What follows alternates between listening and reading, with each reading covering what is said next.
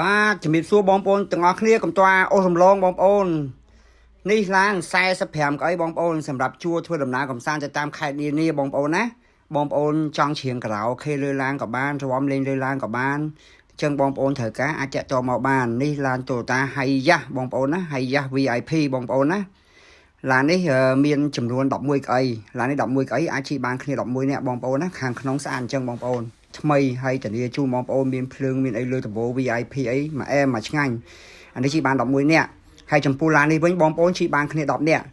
ដោយសារមានកៅអី VIP បងប្អូនណាអញ្ចឹងបងប្អូនមានភ្ញៀវ VIP អីអាចជិះបានគ្នា10នាក់អានេះសម្រាប់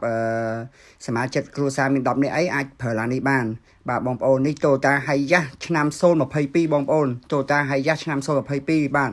បងប្អូនណា11កៅអីអាចជិះបានគ្នា11នាក់ VIP បងប្អូនឡានស្អាតធានាជូនបងប្អូនតកងឡានល្អរួសរាយរាក់ទាក់បងប្អូនមានដំណើរកំសាន្តទៅតាមខេត្តនានាអាចតំណមកបាន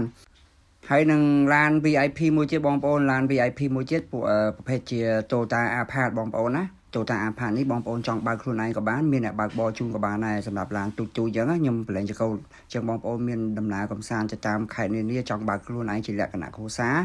អាចតាក់ទងមកបានបងប្អូនណាកៅអី VIP បងប្អូនដែលមានប៉ាម៉ាក់ចាស់ចង់ឲ្យគាត់អង្គុយស្រួលអីអាចអង្គុយឡាននេះបានបងប្អូនណាអត់ឈឺឆ្កែអត់ឈឺអីទេបាទអរគុណជំរាបលា